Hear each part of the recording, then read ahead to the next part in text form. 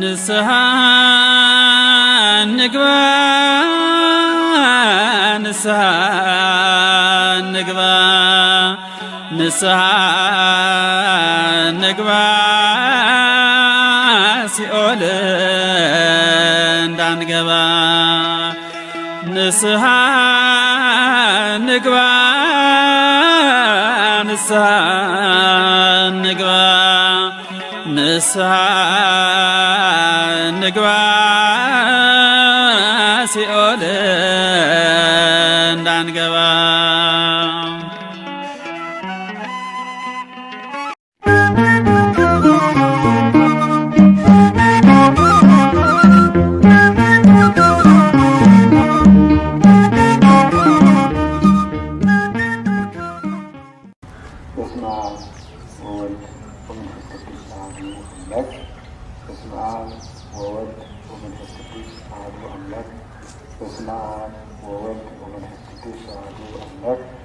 በባህሪው ሞት በመንግስቱ ሽረት የሌለበት ቅድመ ዓለም የነበረ ዓለምን ፈጥሮ ያለ ዓለምን አሳልፎ የሚኖር የአባቶቻችን አምላክ ቅዱስ እግዚአብሔር በምሕረቱ በቸርነቱ በይቅርታው በሀብት ስቦ በረድኤት አቅርቦ በቅዱስ ቦታው ስለሰበሰበን ስሙ የተመሰገነ ይሁን።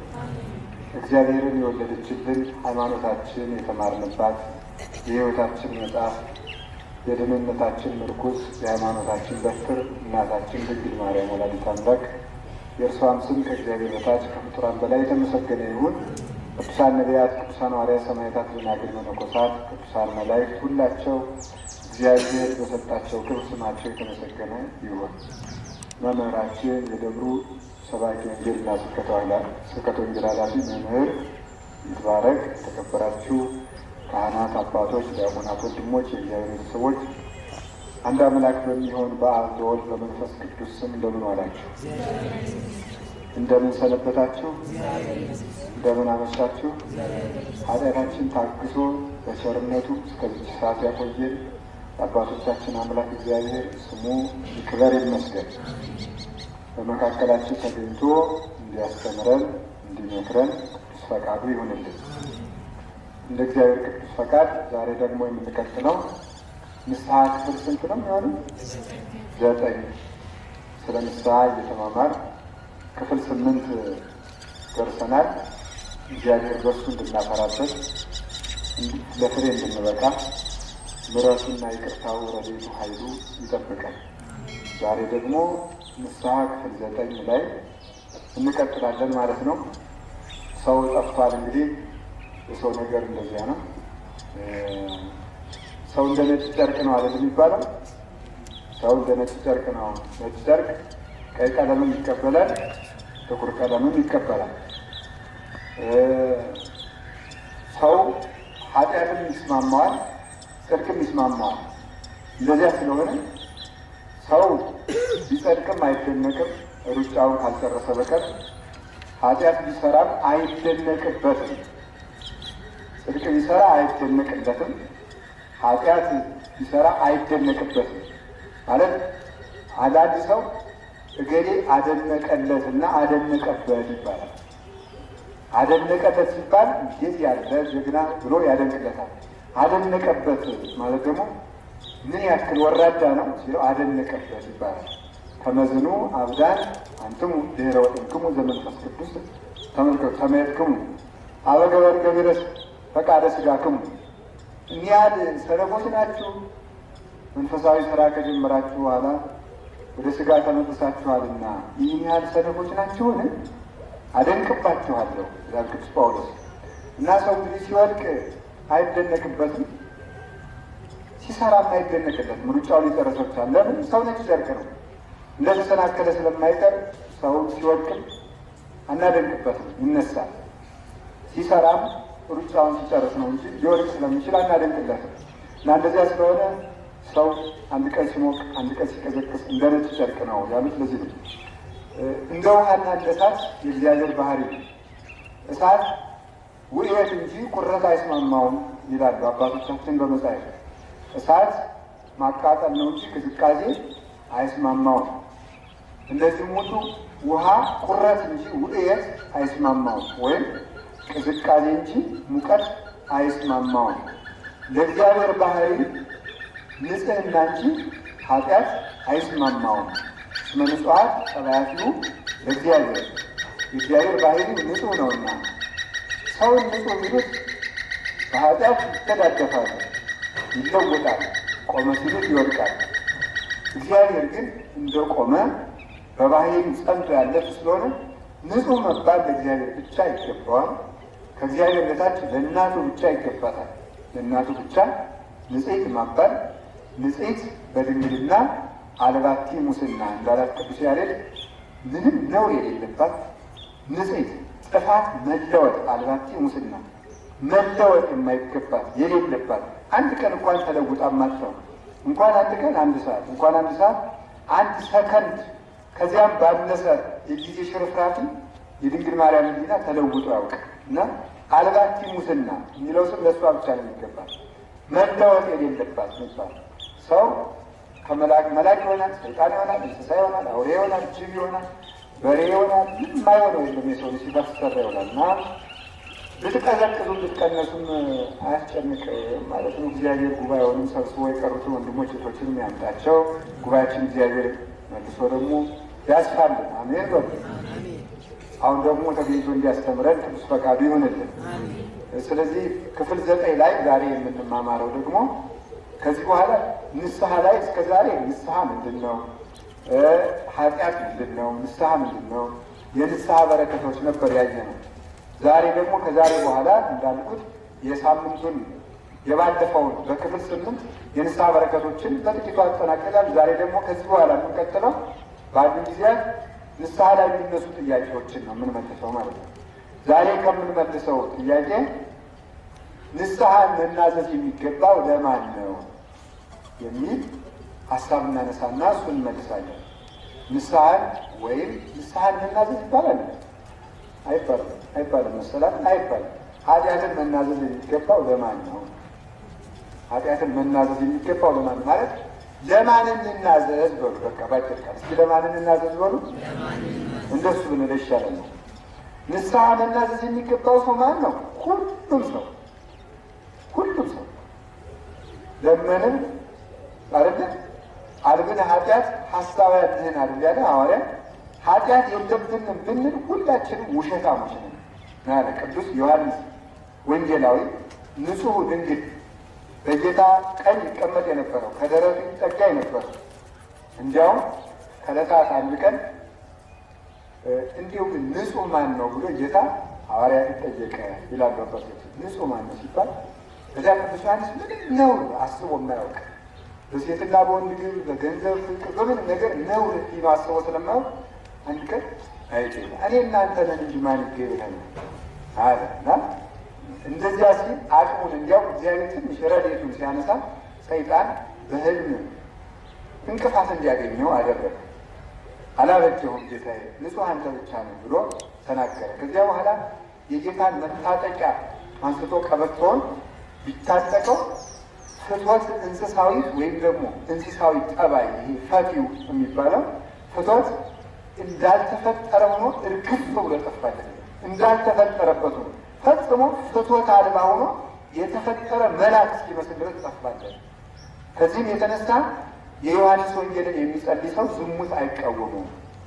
ቢቃወመው እንኳን እንደ ቅጠል እርግፍ ብሎ ይወድቅለታል ይላሉ አባቶቻችን። ሌሊት እንዲያውም ሰው መንገድ ሲሄድ ይውልና ተስካር ከተደረገበት ሰርግ ከተደገሰበት ይደርሳል። እዚያ ሲደርስ በልቶ ጠጥቶ ሳክሮ ይተኛል። ሌሊት ተነስቶ እግግ ለነ አበሳን ወጅጋ ሄደ አቤቱ በደላችን ይቅር በለን ባለ ጊዜ ዛፍን ትልቁን ዛፍ በምሳር በመቱት ጊዜ ላዩ ላይ የሰፈሩት ወፎች ግር ግር ብለው እርግፍ እርግፍ እንደሚሉት ሁሉ ወይም ፍሬው እንደሚረግፍ ኃጢአቱ ሰው ሌሊት ተነስቶ በደላችንንም ይቅር በለን ባለ ጊዜ በስካር የበደለው በደሉ እርግፍ ብሎ ይጠፋለታል። ልክ ዮሐንስ ወንጌልም ሰው ሲጸልይ የዝሙት ሀሳብ እርግፍ ብሎ ይጠፋለታል። ያው የዕለት የዕለት አለው ክፍል ክፍል ዮሐንስ ወንጌል ሲጸልይ እሱን የዕለት የዕለቱን መሸመድ ባይቻላችሁ 21 ምዕራፍ ነው። 21 ሲካፈል ለ7 ስንት ይሆናል? 3 አይደለ? ስለዚህ በቀን 3 ምዕራፍ ዮሐንስ ወንጌል ብትጸልዩ ዝሙት ታሸንፉታላችሁ ማለት ነው። ከልማዳችሁ እንዲያው ዮሐንስ ወንጌል የሚጸልይ ሰው ከሚጸልይበት ቦታ የብርሃን ምንጣፍ ይነጠፋል። የብርሃን ምንጣፍ ፈጽሞ መላእክት ይከቡታል። ዮሐንስ ወንጌል በጣም ክቡር እና ታቦት እንኳን ቢሰረቅና ቢጠፋ ዮሐንስ ወንጌል እንደ ታቦት ነው ቤተክርስቲያን ላይ መቀደሻ የሆነ ታቦት ሲገኝ በጣም የከበረ ሁሉም ወንጌሎች የከበሩ ናቸው አራቱም። ዮሐንስ ደግሞ በተለየ የመለኮቱን ነገር አብልቶ አስፍቶ አምጥቆ ቅድመ ዓለም ክርስቶስ ከአባቱ ጋር በባህሪ በሕልውና የመኖሩን ነገር ስለተናገረ በንጽሕና እሱን የመሰለ ስለሌለ እሱን መቼስ ንጹሕ ነገር ለንጹሕ አይደል ይሰጥ ንጹሕ ለንጹሕ ስለሚሰጥ አይደል የታስቆ እናቱ መርጦ ድንግሊቱን ለድንግል ንጽሕት እናቱን ለንጹሕ ለዮሐንስ የሰጠው ለዚህ ሰው እኮ ማርያምን ለመውደድ ንጹሕ መሆን ይገባዋል። በእውነት ማለት ነው። በርኩሰት በመተዳደር ያለ ሰው የድንግል ማርያም ፍቅር ሊበዛለት ፈጽሞ አይችልም። በዝሙት የሚቃጠል ሰው በዝሙት ፍትወት በኃይል ዝሙት የሚጥለቀለቅ ሰው የድንግል ማርያም ፍቅር ፈጽሞ በሕሊናው አያድርም እና ለዚህ ነበር መንጻት የሚያስፈልገው። አደራም የሰጠው ለእሱ ነበረ አድሮ ፍጹም ማደሪያው ነው እና የሚገርም እኮ ዘያሲ ተወካፍ ያለ ክርስቶስ ከመስቀል ላይ አድሮ ከመስቀል ላይ ሆኖ እናቱን ለዮሐንስ እየሰጠ እግዚአብሔር ደግሞ ተመልከቱ በንጹህ ሰውነት ያድር የለም እንዴ? ያድራል እኮ በንጹህ ሰውነት አድሮ ይኖራል አይደል? በንጹህ ሰውነት አድሮ ስለሚኖር ከዮሐንስ በላይ ደግሞ ንጹህ የለም ደግሞ ከሐዋርያ። ስለዚህ መስቀል ላይ ሆኖ እናቱን እየሰጠ በዮሐንስ ሆኖ ደግሞ ይቀበላታል። እናቱ በዮሐንስ አድሮ ይቀበላል፣ ከመስቀል ደግሞ ይሰጣታል። በዚያም አብሮ የሚንከባከባት እሱ ነው እና ተመልከቱ የእናቱ ፍቅር ሊያድር የሚችለው ልጇ ባለበት እናቱ አለች። ስለዚህ ንጹህ ልጇ ደግሞ የሚኖረው በንጹህ ሰውነት ነው።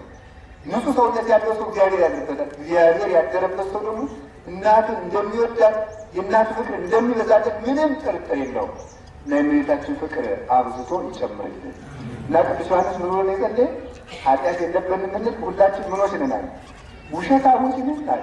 ዮሐንስ ነው እንግዲህ እንደዚህ ያለ ይህ ድንቅ የሚያደርግ ደግሞ መልሶት ምን እንዳለ ታውቃላችሁ? ልጆች ያለ ዛሬ የእግዚአብሔር ሰው ነኝ ነገ ምን እንደምንሆን ግን አልታወቀኝም። አሁን ሐዋርያው ራሱ ዮሐንስን የሚመስል ንጹሕ የለም ተብሎ የተነገረለት ሐዋርያ ጌታ ይሁድ ቅዱስ ጴጥሮስ እንኳን ሲፈሩ ጌታን ጉዳይ መጠየቅ ሲፈልጉ ፈርተው ንጹሕ እሱ ስለሆነ አንተ ጠይቅልን እንዲያው ከመካከላቸው አንድ ሰው ይሸጠኛል ሲል ጌታ ማን ነው የሚሸጠው? እስኪ አንተ ጠይቅልን ይሉት ነበረ። ንጹሕ ሰው ጠይቅልን ሊባል ይገባዋል። በእውነቱ ማለት ጠይቅልን ይሉት ነበረ። እሱ ታዲያ እንዲህ ያለው ንጹሕ ሰው ዮሐንስ ከመስቀሉ ስር የነበረ ዮሐንስ አካል ከሕልውና የተገለጠለት ዮሐንስ በፍጥሞ ደሴት ታስሮ ኃላፊያትና መጻያት ምስጢራን በልቡናው ሰሌዳ የተቀረጸለት ዮሐንስ ምን አለ? ልጆቼ ዛሬ እግዚአብሔር ነን፣ ነገ ምን እንደሚሆን ገና አልታወቀም አለ። አሁን እንግዲህ አይደንቃችሁም? ዛሬ የእግዚአብሔር ሰው ነኝ ነገ ምን እንደምንሆን አልታወቀም ብሎ ዮሐንስ ወንጌላዊ ተናግሮ ጸድቀናል፣ ድነናል፣ ተፈውሰናል የሚሉ ፕሮቴስታንቶች ያሳዝኗቸው። ሐዋርያው ራሱ እኔ ነገ ምን እንደምሆን አላወቅኩም እያሉ እነሱ ደግሞ ድኛለሁ እንዲሁ በጸጋው ድኛለሁ። በጸጋ ከሆነ ዮሐንስ ያህል ጸጋ የተቀበለ ሰው አለ? ዜነሰ እንተረስ መንተረፈ ዜና ዚአሁ ይህነ ኩልነ ሳይነ ጸጋ በዲበ ጸጋ እኛ ሁላችንም ከሙላት ጸጋን ተቀበልን። ተመልከቱ ኦሪት በሙሴ ተሰጥታን ነበር አለ ጸጋሰ ወጽድቅ በኢየሱስ ክርስቶስ ሆነልን።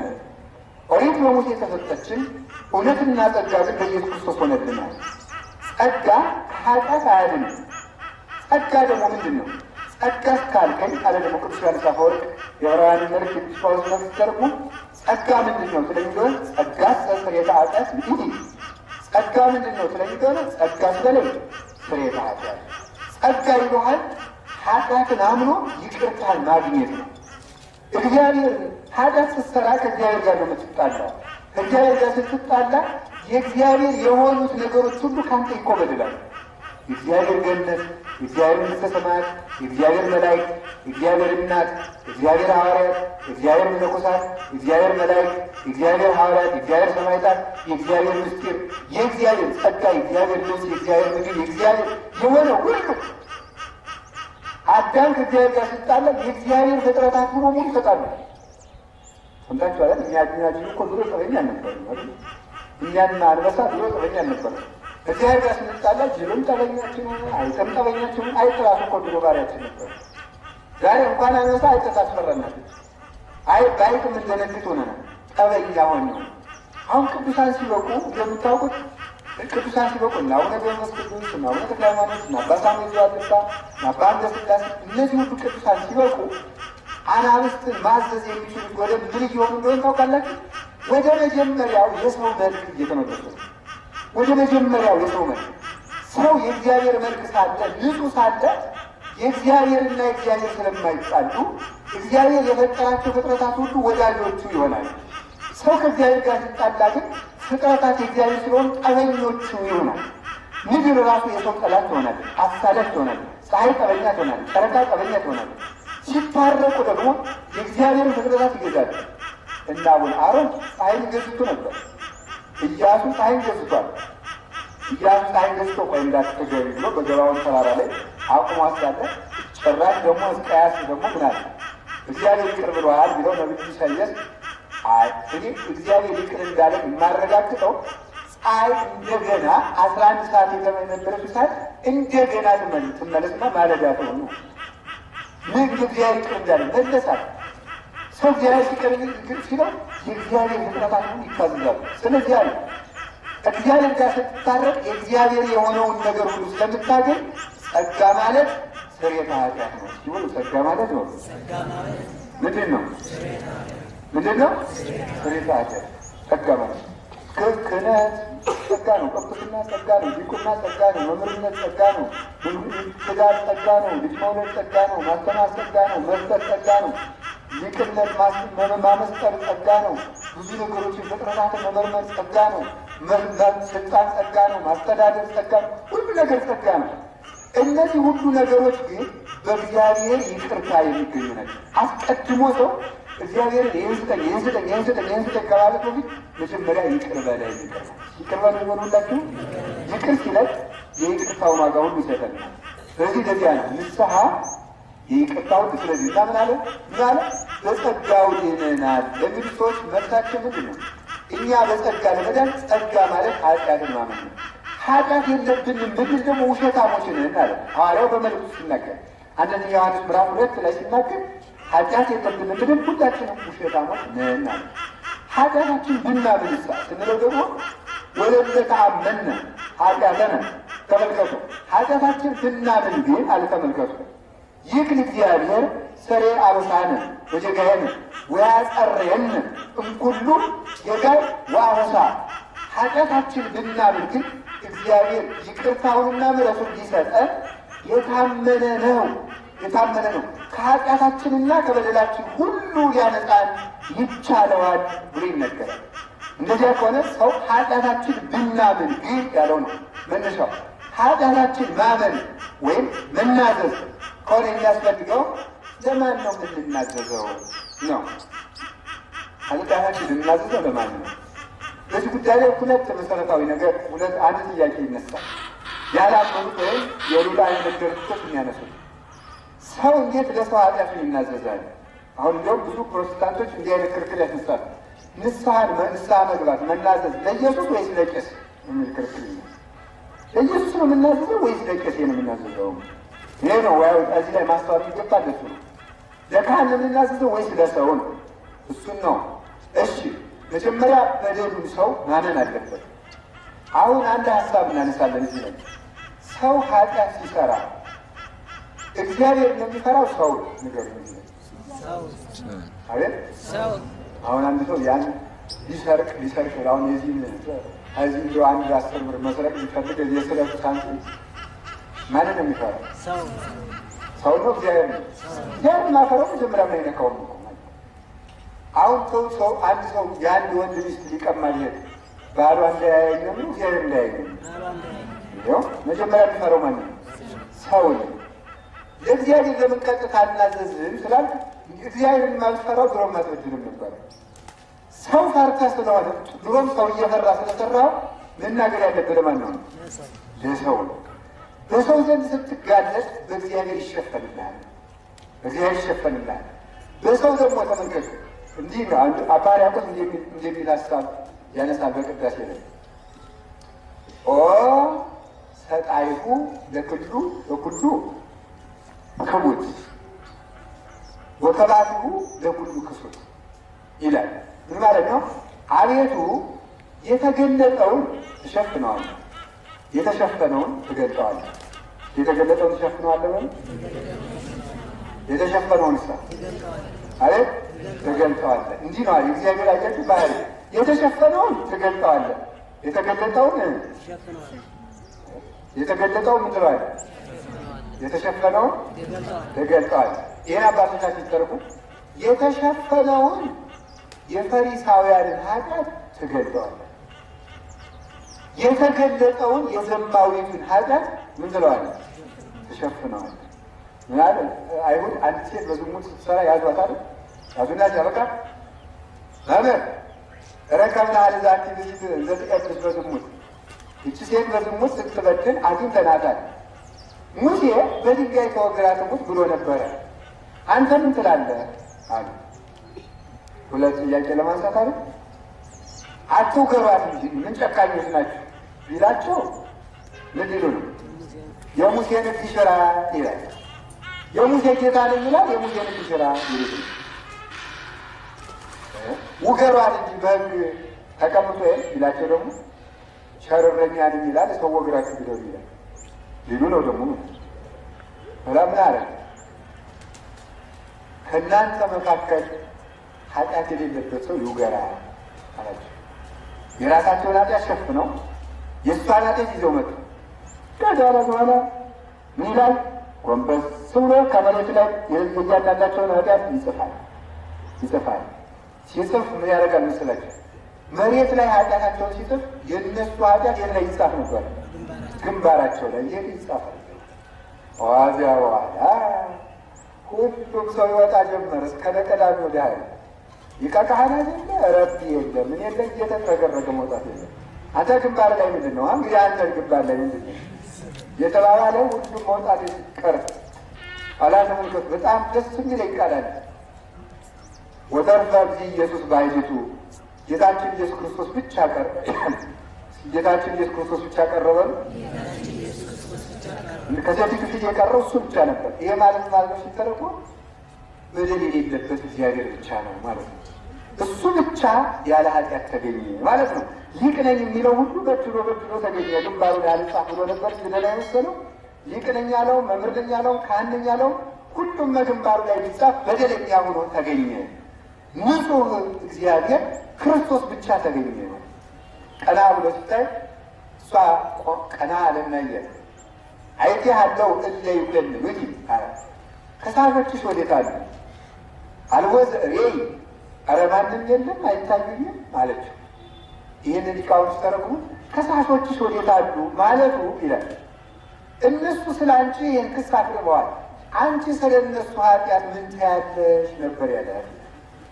ከዚያ ምን አለ? አልወዝ ሬይ የራሴን ኃጢአት እንጂ የእነሱን አላውቅም ያለች። አይታዩኝም ማለቷ ሰዎቹ የሉም ማለት ሳይሆን የእነሱንስ አላውቅም ማለቷ ነበረ። እንኪያዝ አንቺ በሰው ኃጢአት ካልፈረሽ እኔም በአንቺ አልፈርድብሽም አለና ደግመሽ እንዳትበድይ ብሎ በምሕረት በቸርነቱ ኃጢአትሽ ተሰርዮልሻል። ተመልከቱ ኢታብስ ይላ ግን ከመዘያች ይርከል ከዚህ የባሰ እንዳያገኝሽ እንዳትበድይ አለ። ኋላ ይገርማችኋል።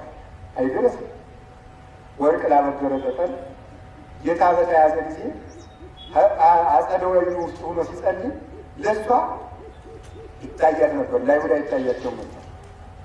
ኋላ ጎበዝ ወሬኛ አያደርጋችሁ ነገር እንዳትናገር የባሰ ኃጢአት እንዳለች ኃጢአት አትስሪ ይብሏል። ዝም እንዳትል ወሬው አቋጠበታል።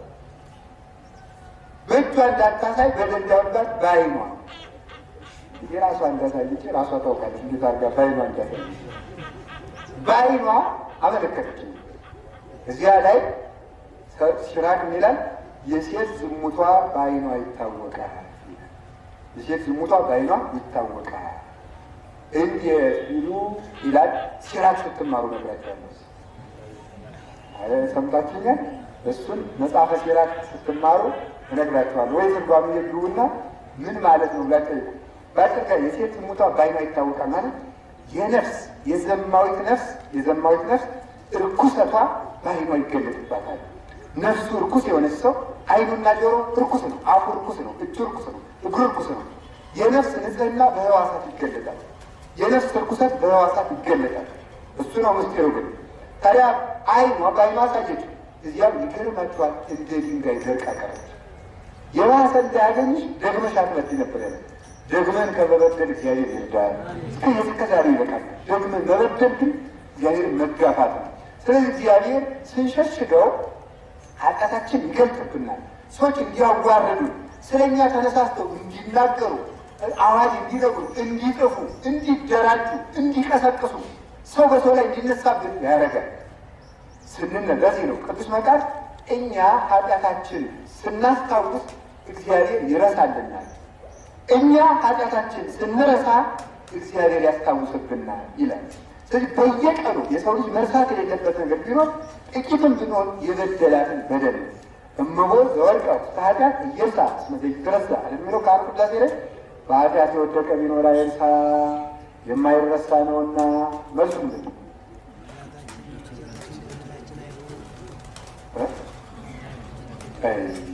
ማምለክ ሰው ክርስቲያን ሌላቸው ነው ማምለክ የምትጃጃሉ ስለማታስቀድስ እኮ ነው መልሱ የጠፋባቸው። በኃጢአት የወደቀ ቢኖር አይርሳ የማይረሳ ነውና። መልሱ ያስቀድሳችሁ መልሱ አምላካችን ወይ እንደ ቸርነት እንጂ እንደ በደላችን አይሁንም። እባክህ የረሳነውን ኃጢአት ሁሉ ይቅር በለን።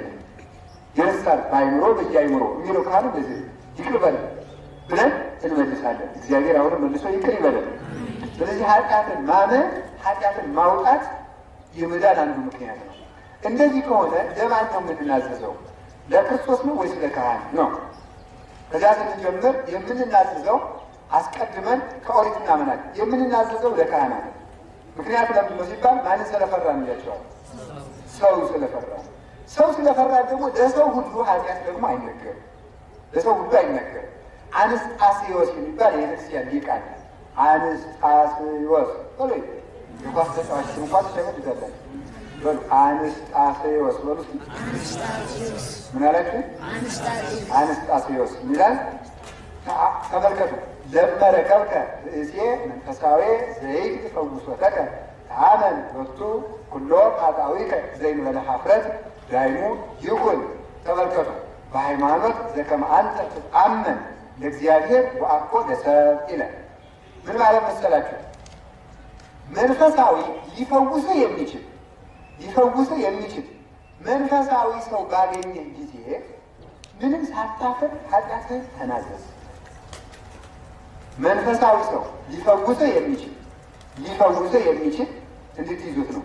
ሊፈውስህ የሚችል መንፈሳዊ ሰው ባገኘ ጊዜ ኃጢአትህን ሳታፍር ተናዘዝለት ይላል። ተናዘዝለት ይልና ነገር ግን ስትናዘዝ ይላል።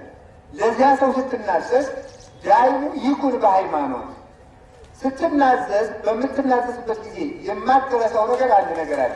እሱ ምንድን ነው? ሃይማኖት ነው። ነገር ግን በሃይማኖት ይሁን ይላል። በሃይማኖት ይሁን በሉ።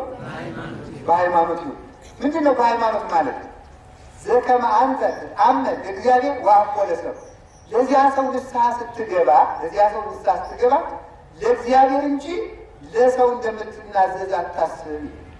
ለእግዚአብሔር እንጂ ለማን እንደምትናዘዝ አታስብ። ለሰው እንደምትናዘዝ አታስብ። አንድ ለዚህ ማስረጃ የሚሆነው ቅዱስ ጳውሎስ የተናገረው አንድ ሀሳብ አለ። እንዲህ ይላል ሮሜ ምዕራፍ 13 ቁጥር 1 ነው። ለኩሉ ነፍሰ መኮንን ተኮነኑ ለኩሉ ነፍሰ መኮንን እስመ ይሰየም መኮንን ዘይመለ ዘማህበ እግዚአብሔር። ለተሾመ ሁሉ ተገዙ የሚሾም ሰው ሁሉ በእግዚአብሔር ፈቃድ ይሾማልና የሚሾም ሁሉ በማን ፈቃድ ይሾማል? በጣም ጥሩ። አሁን ቤታችን ላይ ቆይ አሁን ያሉት አቶ ገሌ እግዚአብሔር ፈቅዶ የተሾሙ ናቸው እንዳለ መልሱ ምንድን ነው? አዎ አቶ ገሌ ዘረዘራችኋቸው እናቶ ገሌ እግዚአብሔር ፈቅዶ የተሾሙ ናቸው። መልስ እንጂ ለምን እግዚአብሔር በኢዮብ ተናግሯል። አነግስ ብእሴ መደዶ በእንተ ከይህዝ አነግስ ብእሴ ራሳ በእንተ ሰናይተ ስለ ሰው ክፋት ክፉ ዳኛ አነግሳለሁ፣ ስለ ሰው ደግነት ደግ ንጉሥ አነግሳለሁ ብሎ ተናግሯል።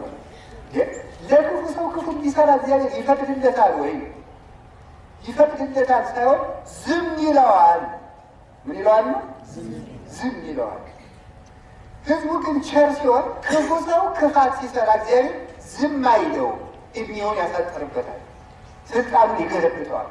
ህዝቡ ሲከፋ ግን ክፉ ሰዎች እንደ ጨንገር የሆኑና ለእግዚአብሔር ይገርፉለታል። ሰው በበትሩ ጠላቱን እንደሚመታ በትሩን ግን እንደማይወደው፣ ምክንያቱም በትሩን ማታሽተኛ በበትራችን እባብ ብንገድ የምናደርገዋለን፣ እሳት እናግደዋለን፣ እሳት እናቃጠለው። እባብ ነክቶሃል አንተ ብለን እባብ። ስለዚህ ተመልከቱ፣ ዱላው እባብ ስለገደለልን አብረን ይዘነው አንተኛ ወይ መራታችን አናቀርበው ወይ መጠጣችን አናቀርበው። ክፉ ሰዎች ክፉ ህዝብን ለመምጣት ይሾማሉ፣ ግን እነሱ ከፍርድ ደግሞ አያመጡ።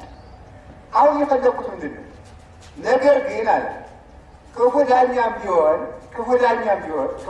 ቢሆን አክብረን ተገዛ። በጣም የሚለቅው እሱ ነው። እንግዲህ ጠማማም ቢሆን ጠማማነቱን ግን አትቀበል። ጠማማውን ግን የሚያዝን ስራ የሚያዝን ነገር ጠማማ እስካልሆነ ድረስ ያ ማለት ምን ማለት ነው? ናቡከደነፆር ጣዖት የሚያመልክ ሰው ነው። ዳንኤል ግን ታምኖ ያገለግለው ነበር። ሰለስቱ ደቂቅ ግን ታምነው ያገለግሉ ነበር። ጣዖት ለሚያመልክ ቤተ መንግስት ያገለግሉ ነበር። ጣዖቱን ግን አያመልኩ። እግዚአብሔር ካስነሳው እግዚአብሔር ልኮታል ብለን አገልግል። ኤፌሶን 6 ላይ ደግሞ ስታነቡ ደግሞ ቅዱስ ጳውሎስ አሁን ምን ይልል? እናንተ ባሪያዎች ሆይ ይላል። በዘመኑ ቋንቋ ባሪያ ስለሚባል ሰራተኞች ማለት የቤት ሰራተኞች፣ የዱር ሰራተኞች ነው። ሰራተኞች ባለ በብሩ ቋንቋ ደግሞ ሎሌ ይባላል አይደል? ሎሌ ገረተው የሚጠራው ሰራተኛ። እናንተ ሰዎች እናንተም ይላል በጣም ይልቅ ይነግራል። ለጌቶቻችሁና ለእመቤቶቻችሁ በታማኝነት ተገዙ ካለ በኋላ ምን ይላል? ለእነሱ ስትገዙ ከመዘለግዚነ ለክርስቶስ እንደምትገዙ ቁጠሩታል። ለማን ትገዙ ቁጠሩ ነው ያለ?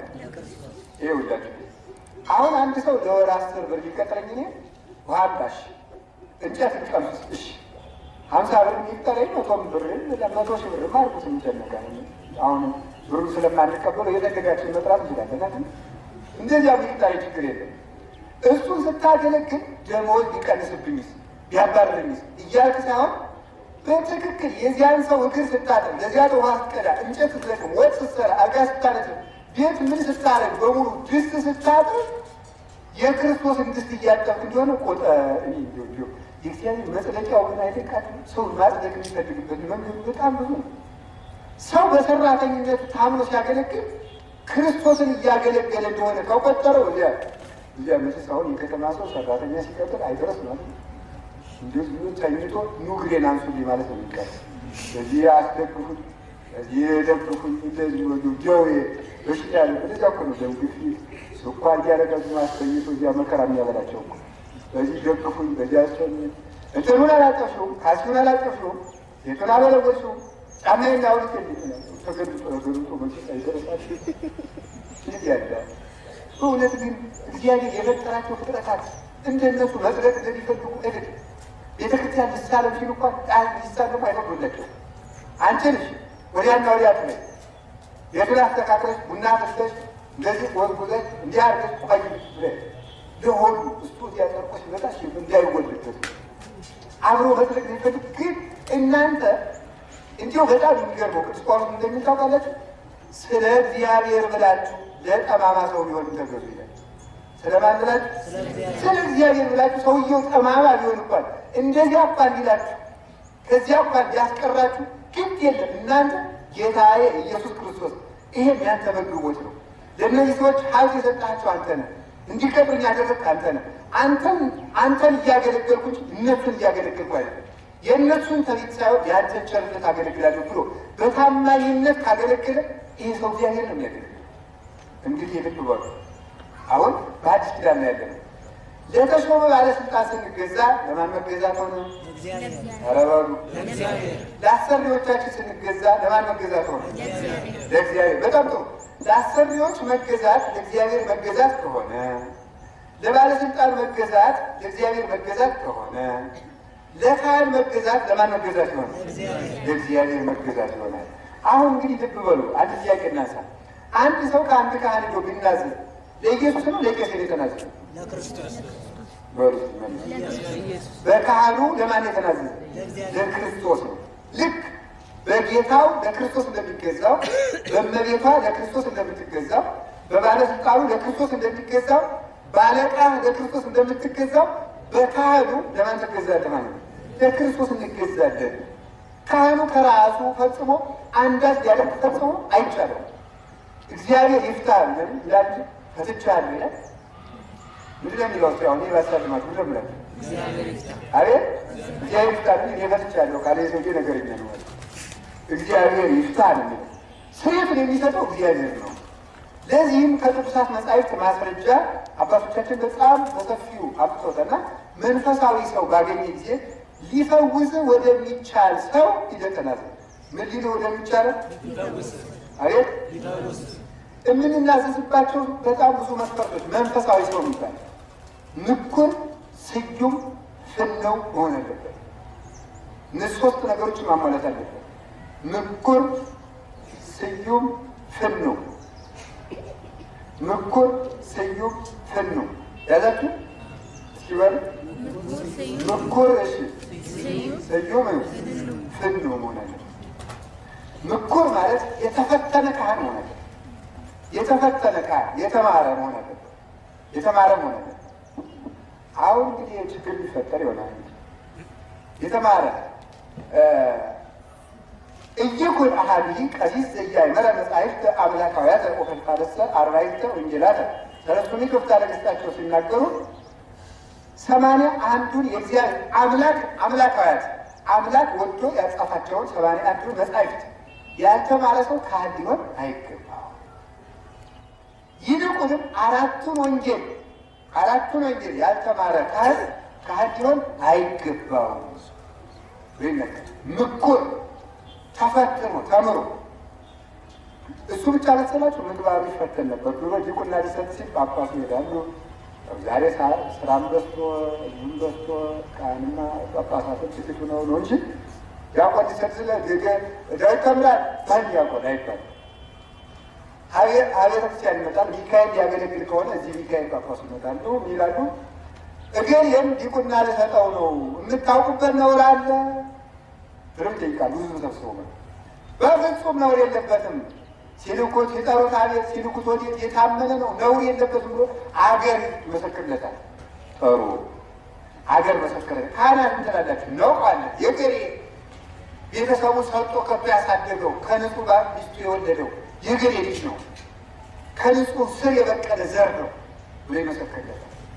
በጣም ብሎ አንተ ሳ ተምረሃል ይባላል። ትምህርቱ ደግሞ ይጠይቃል። አሙታ ማለት ታውቃል? አዎ እዚያ በኋላ በነገሩ አሁን በዚያ መካከል አንዲት ወር እኔ ጋር ነው ሰርቷል ብትል ግን ዲያቆን አይሆንም ማለት አይደለም። ሼቱ ደግሞ አንዳንድ ስም የሚያጠፋው ነገር አለ አለ የለም ሼቱ ሲናገር አለ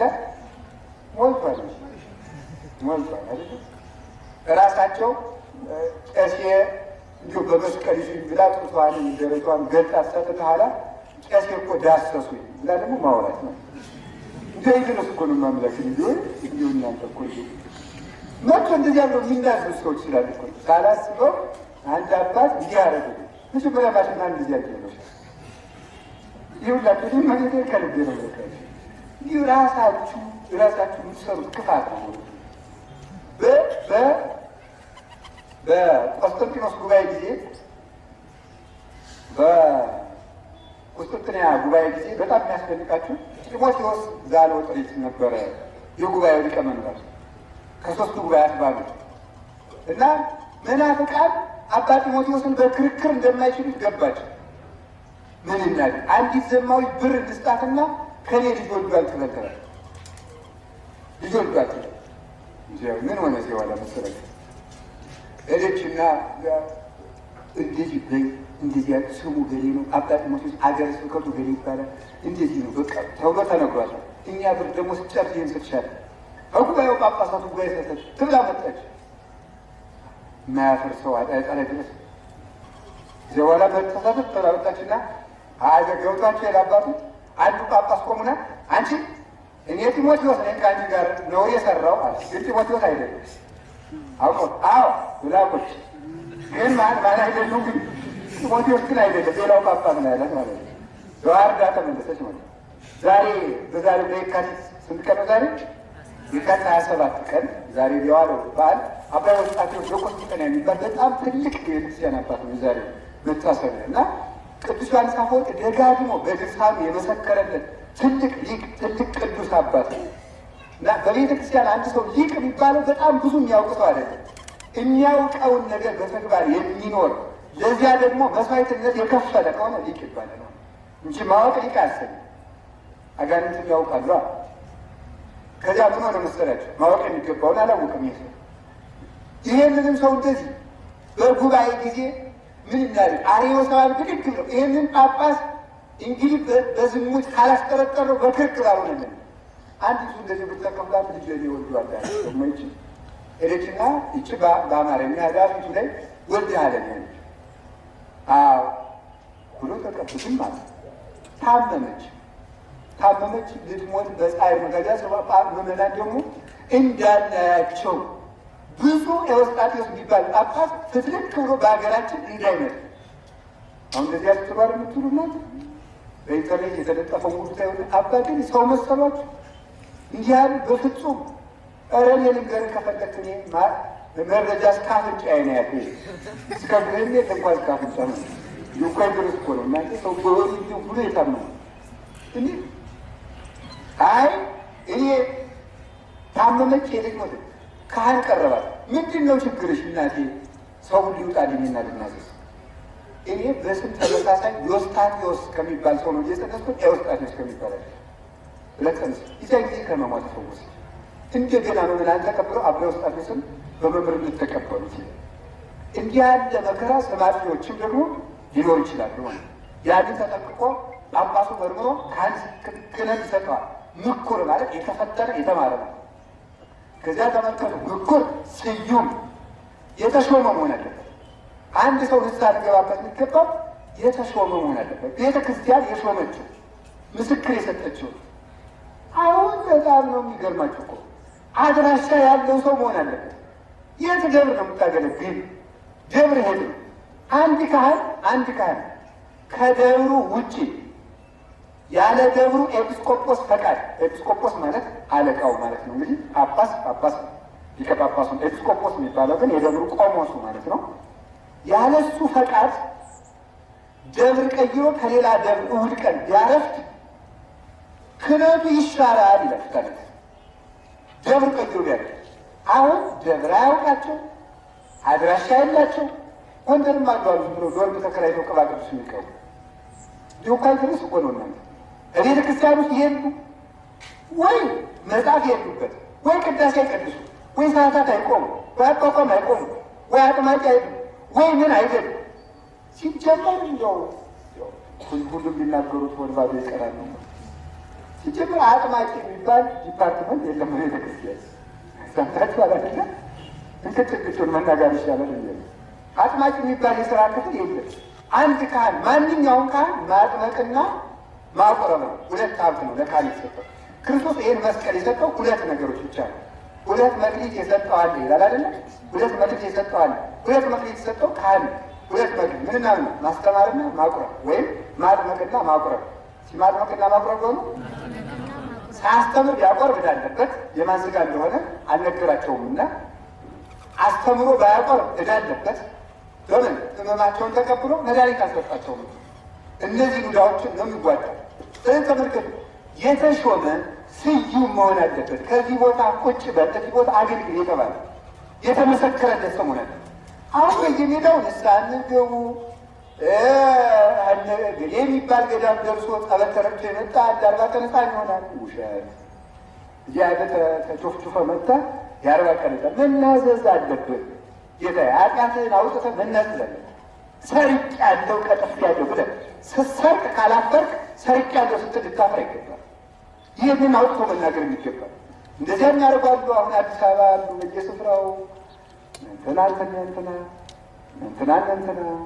መድቡ እንግዲህ ማለት ቅባ ቅዱስ እያሉ አዳራሽ አደራጅተው የሚሸጡ የሚቸረችሩ የሚቀቡ ቅባ ቅዱስ ከቤተ ክርስቲያኖች ማንም ሰው መቅባት አይችልም። መቁጠሪያ የሚሸጡ አሉ። መቁጠሪያ ሲጀመር የተፈቀደው ማሰር ለመነኩሴ ብቻ። አሁን እናንተ ያገባችሁ እጃችሁን አውጡ እንዳለ ደግሞ ያላገቡት ሊቸገሩ አሉ። ያላገባችሁ ደግሞ እንዳታስቸግር ብያለሁ። ስለዚህ ያገባ ሰው ምን ያደርጋል? ጣቱ ላይ አቤት ቀለበት ማለት ቀለበቱ ፍርቅ የሌለው ነው የሚሆነው። ፍርቅ የሌለው ነው እንደሚሆን ታውቃላችሁ። ፍጻሜ ለሌለው ለዘላለም አብረን እንኖራለን። ለዘላለም ማብቂያ የለውም። መሽከርከር ነው እንጂ እንዲህ በቀለበቱ ሲሽከረከሩ ጫፉ ላይ መድረሳቸው ዝም ብሎ መሽከርከር ነው። ለዘላለም አብረን እንኖራለን ማለት ነው። አንብረኒ ከመልቀት ውስጥ ተልብቀ ቀለበቲቱ በጣት እንዳስቀመጥካ እኔን ደግሞ በልብ አስቀምጠኝ ትላለች ሙሽራይቱ ማለት እሱም እንደዛ እዛ ቆከም ማይተ በመዝራይተከ እንደማለት በክንድህ አድርገኝ እንዳለ ደግሞ ይችን ደግሞ የእናንተ ሙሽርነት ጣታችሁ ላይ ቀለበቱ ማድረግ ስትገጥስ እኛ የክርስቶስ ሙሽሮች ስለሆን ደግሞ መለኮሳት በክንዳችን እናስረክም ነው። ሌላ ሰው መኪና ውስጥ ማንጠልጠል እንዲህ ማድረግ ፈጽሞ አይችልም። ለጸሎት ግን መቁጠሪያ ማለት ጸሎት እንዳይሳሳት የክርስቶስን የግርፋት ማስታወሻ ስለሆነ ከቤቱ አድርጎ ምዕመናን መጸለይ ይችላሉ። ከጸሎት ቤት አስቀምጡ። ማሰር ምን ማድረግ ግን ፈጽሞ አይቻልም። የሚያደርጉ በዱላ ሰይጣን ይመጣ ይመስል ቅባ ቅዱስ ቀውቶ ኃጢአት ስርየት ይገኝ ይመስል ቅባ ቅዱስ ለመባል ከሰባቱ ምስጢራተ ቤተክርስቲያን አንዱ ነው። ቅዱስ የሚባለው በቅድስት ቤተክርስቲያን የሚፈጸም ነው። ከቅድስት ቤተክርስቲያን ውጭ አንድ ካህን ቅባ ቅዱስ ፈጽሞ መቅባት አይችልም። ከቅድስት ቤተክርስቲያን ውስጥ ነው መቅባት የሚችለው። ቅባ ቅዱስ ራሱ ለመባል ሱቅ ተገዝቶ የመጣው አይደለም የሚሆነው ከቤተ ክርስቲያን ከምኑ ነው? ከመብራቱ። ዛሬ ግን ይኖር አይኖር እንጀምር። ከመብራቱ ከዘይቱ ሲበራ ካደረው ሰዓታት ከተቆመበት ማየት ከተቆመበት ከዚያ ቀንዲል ይባላል። ቀንዲል ማለት መብራት ማለት ነው፣ የግሪክ ቃል ነው። ከሱ መጥቶ ተመልከቱ፣ ከሱ መጥቶ ነው የሚቀባው። መጀመሪያ ደግሞ ቅባ ቅዱስ ሊቀባ የሚችለው ኃጢአቱን ለተናዘዘ ሰው ብቻ ነው። ስለዚህ አንድ ሰው ስዩም መሆን አለበት። የክርስቲያን ቆጥራ ያወቀችው ንስሐ አባት ነው እንጂ ሜዳ ላይ የተገኘ ሰው ሁሉ ንስሐ አይገባም። እየሰማችሁ ነው እንዴ? እግዚአብሔር ከሁላችን ጋር ይሁን። ብዙ ላይ ላለ ሁሉ ላለ ሁሉ ንስሐ አይነገርም። ንስሐ የሚነገረው ንስሐ አሁን ዝሙት ይዞታል ሰው። እንግዲህ ዝሙት የሚባለው የንስሐ አባት ዝሙት ይለዋል። ሰኞ አባ ገብረ ሥላሴ ይናዘዛል። አባ ገብረ ሥላሴ ደግሞ መልሶ ኃጢአት ይሰራና እሳቸው እንዳይታዘቡና ደግሞ አባ ገብረ ማርያም ረቡዕ ይላል። ደግሞ አባ ኃይለ ገብረ ደግሞ ሐሙስ እየቀያየረ የተናዘዘ ይኖራል። እንደዚህ አለማድረግ ሺህ ጊዜ ቢሆን ከአንድ ንስሐ አባት ጸንቶ ኃጢአትን መናዘዝ ይገባል። እና ደግሞ ሰው ካፈረ ሄዶ ከመምህራን ከተሰየሙ ከታወቁ ቤተክርስቲያን ቆጥራ ካወቀቻቸው ንስሐ ሊገባ ይገባዋል እንጂ ሌላ ላይ በተገኘ ሰው ሁሉ ንስሐ አይገባም። ከቃሉ ጋር ናቸው ይሆን? እግዚአብሔር ከሁላችን ጋር ይሆን። ስዩም ሌላ ምን መሆን አለበት አልኳችሁ? ስዩም ማለት ክህነት የተሾመ መሆን፣ ክህነት ያለው የተሾመ በአንሮተ የተሾመ። አሁን ልብ በሉ፣ እዚች ላይ በደንብ ታተኩሩልኛላችሁ። ሐዋርያው ቅዱስ ያዕቆብ የያዕቆብ መልእክት ምዕራፍ 5 ላይ ስታነቡ ቁጥር 12 ጀምሮ ምንድነው ነው የሚነገረው? ተአመኑ በበይናቲክሙ ኃጣውኢክሙ፣ እርስ በርሳችሁ ኃጢአታችሁን ተናዘዙ ይላል። እርስ በርሳችሁ ኃጢአታችሁን ተናዘዙ። እርስ በርሳችሁ ኃጢአታችሁን ተናዘዙ ስላለ ለባልንጀራ አይደለም።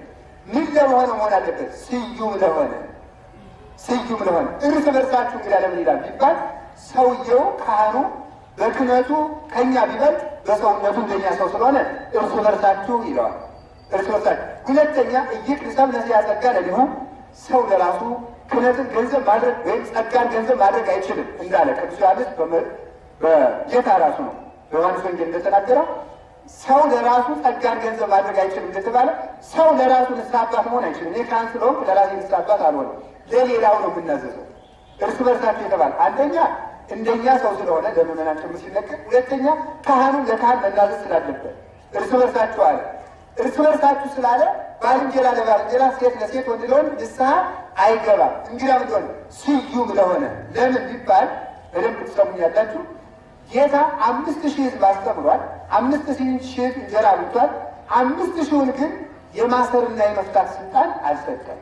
ስላልሰጠ የማሰርና የመፍታት ስልጣን ያልተሰጠው ፍንው ያልሆነ ሰው ወይም ስዩም ያልሆነ ሰው ያልተሾመ ሰው እሱ መናዘዝ አይችልም።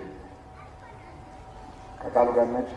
የፈለገ ቢበቃ አሁን ባይታዊ ሆኖ መላእክት ሲወጡ ሲወርዱ እስከ ማየት ድረስ የበቃ ቅዱስ ሰው ቢሆን ክህነት ከሌለው መናዘዝ አይችልም።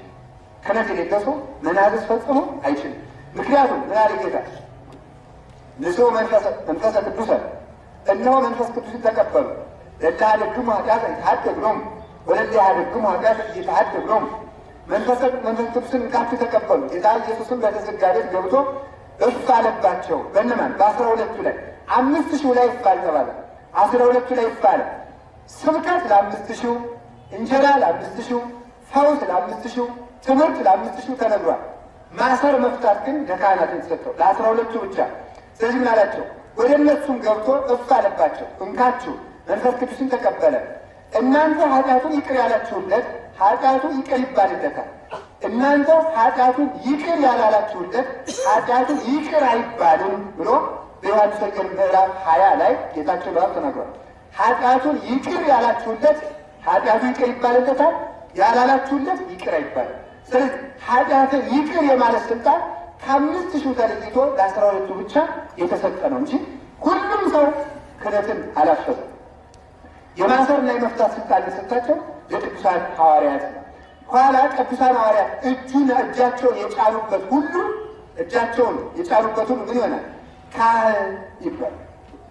ከቃሉ ጋር ናቸው። ከቃሉ ጋር ናቸው። እግዚአብሔር ከሁላችን ጋር ይሁን። ካህን ሊባል የሚችለው እፍ ተብሎ ጌታ በሐዋርያት ላይ እጃቸውን ጫነ። ሐዋርያት ደግሞ የጫኑት አንደኛ ጢሞቴዎስ ምዕራፍ 3 ከቁጥር 1 ጀምሮ ስታነቡ ቅዱስ ጳውሎስ ምን አለ?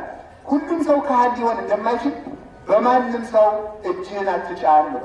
እስኪ በማንም ሰው እጅህን አትጫን ብሎ ክርስቶስ ማንንም ሰው አስተምሯል። በማንም ላይ ግን እጁን አልጫንም። ማንንም ሰው ግን አስተምሯል። ሐዋርያትን ሁሉን አስተምረዋል። እጅ የሚጭኑ ክህነት የሚሰጡ ግን ለሚገባው ለተማረ ለተፈተነ ለሚገባቸውና ለተማሩት ለሚገባቸው ለሚያስተምሩ ሰዎችም አስተምር እጅንም ጫን ብሎ ቅዱስ ጳውሎስ ለደቀ መዝሙሩ ለጢሞቴዎስ እንዲህ ብሎ ጽፎለታል። ዲያቆናትን ይኩኑ ንጹሐነ፣ ዲያቆናትም ነውር የሌለባቸው ወደዚያ ፈጠን ለሁ ለዘቢብ፣ አንደበቱን ለግዝት እጁን ለመማታት የማያፈጥን ካለ ለሱ እጁን ጭነህ ዲቁና ስጠው። እሱን ደግሞ ልጆቹን ሰርቶ ከቶ ያሳደገ በአንድ ሴት የታመነ መነኩሴ ከሆነ በምንኩስናው ንጹሕ ሆኖ የተጠበቀ ካለ ለሱ ክህነት ስጠው ብሎ ተናግሯል። ለእንደዚህ ያለ ሰው ክህነት ይሰጣቸዋል። ሁሉም ሰው በልቷል፣ ሁሉም ሰው ተፈውሷል፣ ሁሉም ሰው ተምሯል። ሁሉም ሰው ግን ካህን አይደለም። ምንድን ነው ታዲያ? አንደኛ ጴጥሮስ ላይ ስታነቡ ምን ይላል? ካህናት አድርጎ ለመረጠን ይላል። ሁሉም ሰው ካህናት የለም ወይ የተባለ እንደሆነ ሁለት አይነት ክህነት አለ በቤተክርስቲያን። በደንብ ብላችሁ ስሙ። ሁለት አይነት ክህነት። አንደኛው ክህነት አገልግሎት ይባላል። እስቲ አገልግሎት በሉ። አቤት ላላችሁ አገልግሎት የአገልግሎት ክህነት ወይም በቃሽ። እሱን በሌላ ቋንቋ መናገር ምን ያስፈልጋል? እስኪ አገልግሎት ክህነት በሉ። የአገልግሎት ክህነት ለምሳሌ ተክህነ ማለት ተክህነ ግሱ ይሄ ነው። ካህን የሚለው የሚወጣው ተክህነ ካለ ግስ ነው። ከግዕዝ ግስ ተክህነ አገለገለ ነው። ካህን ማለት ቃጭ ባጭቃ ሲተርጎም አገልጋይ ነው። ስለዚህ ይሄ ሰው አሁን ለምሳሌ እናንተ ጠዋት ይዛችሁ ትመጡ አገልግላችሁ አላገለግላችሁ መልሱ። ኧረ በሉ አሁን እየተማራችሁ ነው። እያገለግላችሁ ማለት ነው። እያገለግላችሁ ቃሉን ስትቀበሉ እያገለግላችሁ፣ ጭቃ ብታቀብሉ እያገለግላችሁ ነው። እያገራዩ አይደለም። ስታስቀድሱ ማገልገል፣ ስትቆርቡ ማገልገል፣ ኪዳን ስታስደርሱ ማገልገል ነው።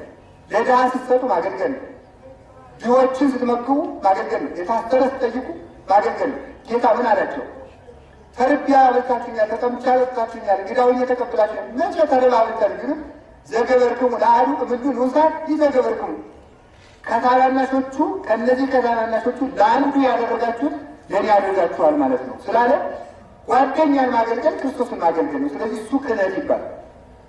ሁለተኛው የምንድን ነው? የሥርዓተ አምልኮ ክህነት ይባላል፣ ወይም የምስጢራት መፈጸሚያ ክህነት ይባላል።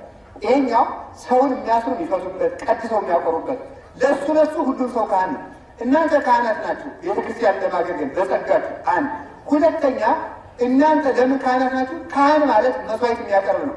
ምንም ራስን መስዋዕት አድርጎ ለማቅረብ ንዑድ ክቡር የሚሆን ቅዱስ ጳውሎስ ሮሜ ምዕራፍ 12 ላይ ቁጥር 1 ላይ ሲናገር አስተልቋክሙ አዌ በሳይሉ ለእግዚአብሔር ተመልከቱ ከመትረሲው ነፍስተክሙ መስዋዕተ ንጹሐ ተመልከቱ ወስሙረ ለእግዚአብሔር ቅዱስ ወስሙረ ለእግዚአብሔር ወንድሞቻችን ሆይ ሰውነታችሁን ንጹሕና ነውር የሌለበት የተወደደ መስዋዕት አድርጋችሁ ለእግዚአብሔር ታቀርቡ ዘንድ በእግዚአብሔር ቸርነት እለምናችኋለሁ ይላል ቅዱስ ጳውሎስ።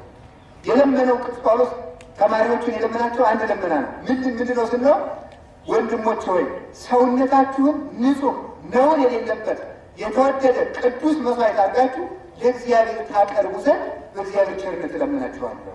ስለዚህ ራሱን ለእግዚአብሔር መስዋዕት አድርጎ ለማቅረብ ማንም ሰው ካህን ነው። ቅዱስ ዮሐንስ አፈወርቅ ተግሣጽ 16 ላይ ሲናገር ካህን የማያስፈልገው መስዋዕት ምንድን ነው ታዲያ ስለኝ እንደሆነ ራስን መሰዋት ነው ይላል። ራስን መሰዋት ነው። ስለዚህ ማንም ሰው ራሱን ለመሰዋት ካህን ነው ይላል። ክርስቶስን የክርስቶስን መስዋዕትነት ቅዱስ ሥጋውን ክቡር ደሙን ለሌሎች ለማቀበል ግን ምስጢራትን ለመፈጸም ግን በአንበሮተ እድ የተሾመ ካህን ይገባል።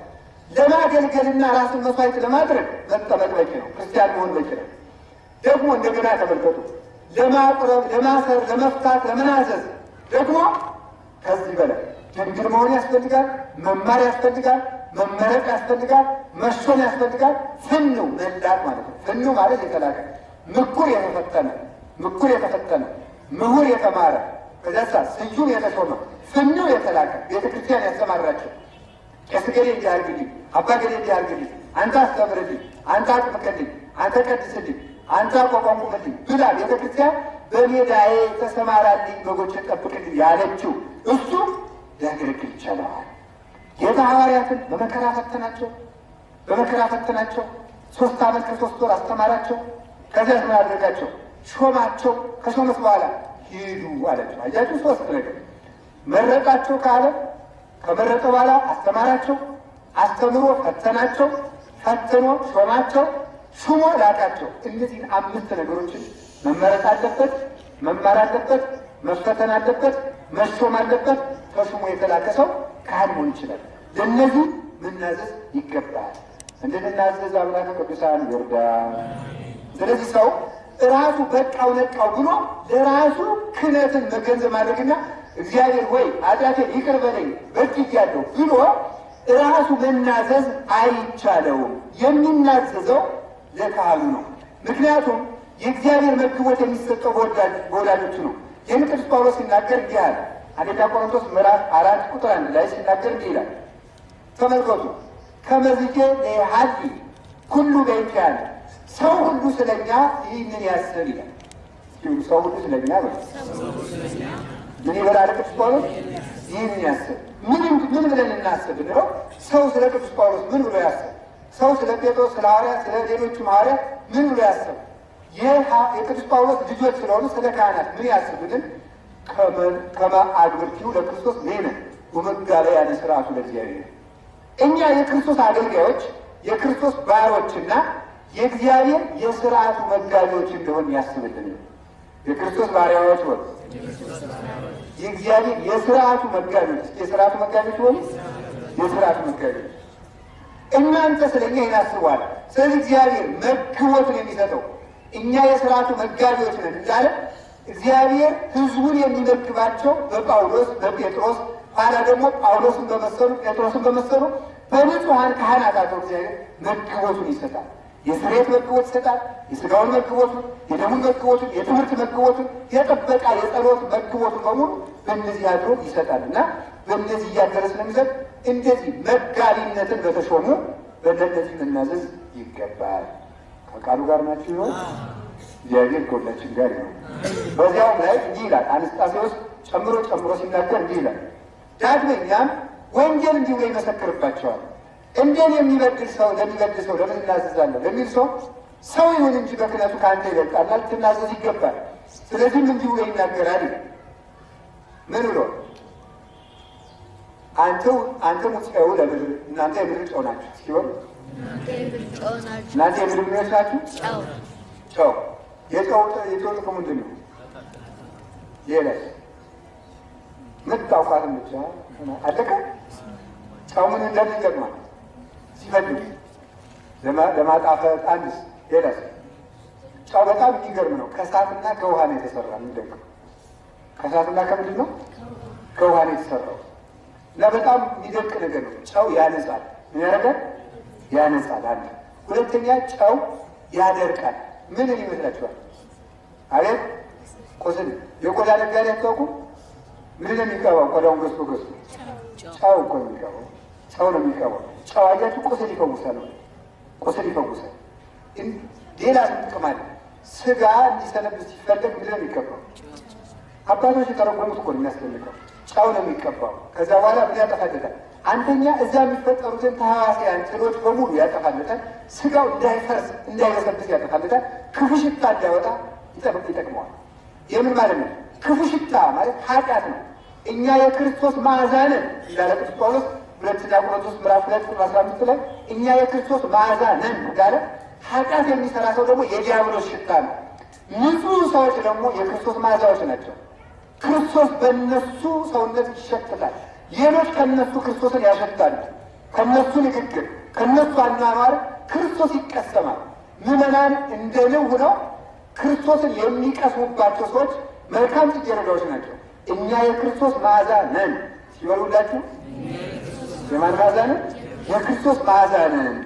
ስለዚህ ተመልከቱ፣ ከነዚህ ነው የሚቀሰመዋል። ስለዚህ ያን ክፉ ሽታውን ክርፋቱን የምታስለቅቁለት የዓለምን የከረፋ ኃጢአት እናንተ ናችሁ፣ የኃጢአትን ሽታ የምታረቁት ለማለት። ስለዚህ አለ ቅዱስ ጳውሎስ ምናለ? ለሚሞቱትም ለሚጠፉትም፣ እኛ ለሚጠፉት የሞት መዓዛ፣ ለሚጠፉት ለሚድኑት ደግሞ የክርስቶስ መዓዛ ሆነን እንገለጣለን። ተመልከቱ፣ ክህነትን ለሚጠሉ የሞት መዓዛ ነን አለ ቅዱስ ጳውሎስ። አስረን ከሲኦል እናፈጣል። ግዝት ነህ ውጉዝ ነህ ብለን ከሲኦል አስረን እናወጣዋለን። ክህነትን ለሚያምኑ ደግሞ እኛ የክርስቶስ መዓዛ ነን። ተሐድገ ለከ ኃጢአትከ ተሐድገ ለኪ ኃጢአትኪ፣ ኃጢአትህ ተሰርዮልሃል፣ ኃጢአትሽ ተሰርዮልሻል ብሎ ይቅርታን ይሰጥ እንደነበረው እንደ መድኃኒዓለም እኛም በሱ ክህነት በሱ ቸርነት ይቅር ይበል እያሉ የክርስቶስን መዓዛ የምንሰጥ ነን ይላል። ጨው ክርፋትን እንደሚያደርግ የኃጢአትን ክርፋት የሚያደርጉ ትላትን የሚባለው የቂሙ ዝሙቱ ክፉ ሀሳቡ በይና የሚወጣ የሚወርደው ይሄ ነው ክፉ ሀሳብ ይወዳል። ስለዚህ ነው ወግዝ ሰውን በቆመ ውሃ የመሰለው። ውሃ ከቆመ ትላትሎችን ያፈራል። ሰው ስራ ፈቶ ሲቀመጥ ክፉ ሀሳቦች ይወጡበታል፣ ይወርዱበታል። እነሱን ናቸው። እነሱን የሚያርቁ ኃጣው እኩሳት ቶታት እኮ ያለ አንዳንድ ጊዜ እንደውም አባቶቻችን ሰው ምዕመናን ጊዜ ይቀዷል። እኔ እንዳልቆር ቢያንስ እንደው ንጹህ ነኝ ተናዝዣለሁ፣ ግን ህሊናዬ ከኃጢአት አልወዘንም ይላል። እንዲህ ያለው ምንድን ነው የሚሉት አባቶቻችን ነገሩ? በህሊና የሚሰራው ኃጢአት ስጋውን ደግሞ ሊቀበል ሲል አንድ ሰው ካህናት ድርገት ሲወርዱ ይፍቱኝ ብሎ ማለት የሚቀበለው ይፍቱ ሲል ያን ጊዜ ረስቶት ያልተናዘዘው ኃጢአትና የህሊና ኃጢአቱ እርግፍ ብሎ ይወድቅለታል። እንደገና ደግሞ ሊታሰበው እንኳን ቢሻ ቅዱስ ስጋው ክቡር ደግሞ እንዳለት ሆኖ ኃጢአቶቹን ቀጥቅጦ ራሱ ያጠፋለታል። ስለዚህ ምን አለ ቅዱስ ጳውሎስ? አንቺ ወራዳ የባቢሎን ልጅ እንደተበቀልሽን የሚበቀልሽ ብፁዕ ነው፣ ልጆችሽን በአለት ላይ የሚፈጠፍጣቸው ብፁዕ ነው ብሎ መዝሙር 136 ላይ ተናግሯል። ልጆችሽን በአለት ላይ ባቢሎን የተባለች ዓለም ናት።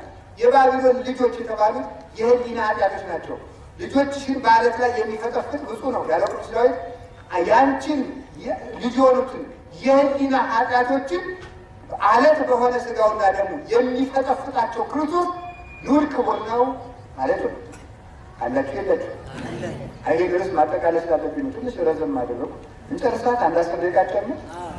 እውነታችሁ ነው። እሺ እግዚአብሔር ከሁላችን ጋር ነው። ይችን ርዕስ እንጨርስና ሳምንት ሌላ ርዕስ እንድንቀጥል ነው። 10 ደቂቃ ብጨምር ነው እንግዲህ እግዚአብሔር ያውቃል። እግዚአብሔር ከሁላችን ጋር ይሁን። እሺ ተመልከቱ። ስለዚህ አንደኛ ክፋትን ያርቃል፣ ሁለተኛ ክፉ ሀሳብን ያርቅለታል ካህኑ ማለት። ሶስተኛ ደግሞ ምንድነው? ጨው ይደቅ ይፈውሳል። ያንን ክፉ ኃጢአት ያንን ኃጢአት ያቆሰለው ልቡን ይፈውስለታል። እንዲያውም ማለት ይሉ የላባቶቻችን እንቁ አለ። ራዕየ ዮሐንስ ላይ የተጠቀሰ ስንት አይነት እንቁ ነው ያለው? ወደ 12 አይነት እንቁ አለ። የእንቁ አይነቶች ብዙ ናቸው። አንዱ የእንቁ አይነት በጣም ይገርማል። ለመድኃኒት ይሆናል። በተለይ እባብ ለነደፈው ሰው እባብ ሲነድፈው እባብ በነደፈው ጊዜ ምን ያደርጋል መስላችሁ? እስከ ጭንቅላቱ ይሰራጫል። መርዙ እንዳይሰራጭ ከነደፈው ቦታ ላይ በተለይ እግሩ ላይ ይሰነጥቁና ያንን እንቁ ይቀብሩታል ከእግሩ ላይ። ከዚያ በኋላ እስከ ጭንቅላቱ የወጣውን ሊግር ማለት ነው የእባቡን መርዝ ምዞ እስከታች አውርዶ እንቁ ይዞት ይወጣል። ያ እንቁ ኢየሱስ ክርስቶስ ነው። የዚያን በደል የዚያን መርዝ ተሸክሞ እንደወጣ መርዘኛው ዲያብሎስ በሰው ልጅ ላይ የዘራውን ኃጢአት በሙሉ ቀጥቅጦ ነሳ ደዌነ ወጾረ ሕማመነ፣ አቤቱ ሕማማችን ተሸከመ በደላችንም በእሱ ላይ ነበር ተብሎ የተነገረለት ሕማማችን የተቀበለ በደላችን የተሸከመ ክርስቶስ የእኛም በደል የሚያጠፋ ነውና ብልሃተኛው ባለመድኃኒት ብልሃተኛው ካህን ልጆችን መፈወስ ከፈለገ የዲያብሎስን የእባቡን መርዝ ማውጣት ከፈለገ እንቁን ይቅበርለት። እንቁ ደግሞ ክርስቶስ ነው። እሱ መርዙን አውጥቶ ይጥልለታል። በልቡናችን ያለውን መርዝ ሁሉ መድኃኒዓለም አውጥቶ ይጣላል። አሜን ነው። እሱ ነው ጨው ይፈውሳል ብያቸው የለ ያነጻል። እንደገና ምን ያደርጋል? ይሄን ይላል ንጹሕ ልብ ይሰጠናል። በጸሎት የሚመሰጥ መጻሕፍትን አንቦ የሚረዳ ተመስጦ ያለው በተመስጦ የሚያስቀድስ እንዲህ ያለ ንጹሕ ልብ ይሰጠናል። ንጹሕ ሆናል እንዳልበደለ ደቂ ይቆሱ ነው። የበደለ ሺህ ኃጢአት የሰራ ሰው እንኳን ቢሆን በኢየሱስ ክርስቶስ ደም ታጥቦ ወደሙ ለዚህ ኢየሱስ ክርስቶስ ያነጻሃልና ያነጻሂናል እንግብ ልውጥ አድርጋችሁ ቆም የክርስቶስ ደም ኃጢአት ያነጻናል፣ ሕሊናችንም ከሞተ ስራ ይለየናል ብሎ ዕብራውያን 9 ላይ ተናገረ። ከሞተ ስራው ለይቶ ንጹሕ ጽዱል አስመስሎ ከዋክብትን ያስመስሎ አጥርቶ ያቆማል።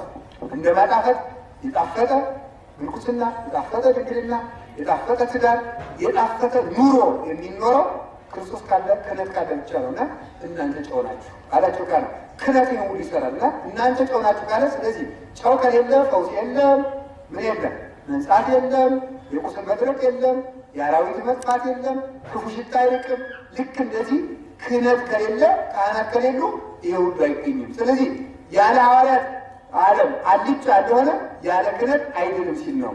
ክህነት የተሰጠው ለሐዋርያት መሆኑ ሲያስረዳ ያለ ጨው አልጫ ነው ብሎ ተናገረ። እንደገና ያለ እናንተ አንተው ብርሃኑ ለዓለም እናንተ የዓለም ብርሃን ናችሁ ማቴዎስ 5:13 ላይ እናንተ የዓለም ብርሃን ናችሁ ሆኑ። ሐዋርያት የዓለም ብርሃን ከሆኑ ዓለም ያለ ሐዋርያት ምን ይሆናል? ኧረ በሉ በጣም ጥሩ። ካህን የዓለም ብርሃን ከሆነ ሰው ያለ ካህን ምን ይሆናል ማለት ጨለማ ነው። ጨለማ። ስለዚህ ቅዱስ ጳውሎስ ምን አለ? ኤፌሶን ምዕራፍ 5:13 ላይ ሲናገር ተመልከቱ። ወይ ተሳተፈዋ ተመልከቱ ለምግባር እጥይተ ፍሬ ፍሬ የሌለባትን ስራና የጨለማ ስራ አትተባበሯት ይላል። ፍሬ የሌለበትንና የጨለማ ስራ አትተባበሩ። በጣም ጥሩ። ፍሬ ያለበት ስራ ምንድን ነው ስንለው ደግሞ ቅዱስ ዮሐንስ መጥምቅ ደግሞ ያመጣና ማቴዎስ 3 ላይ ይነግረናል። ግበሩኬ ፍሬ ዘይደለወክሙ ለንስሐ። ተመልከቱ ለንስሐ የሚያበቃችሁን ፍሬ አፍሩ አለ። አሁን ቅዱስ ጳውሎስ ፍሬ በሌለው ኑሮ አትኑሩ አለ። በጣም ጥሩ።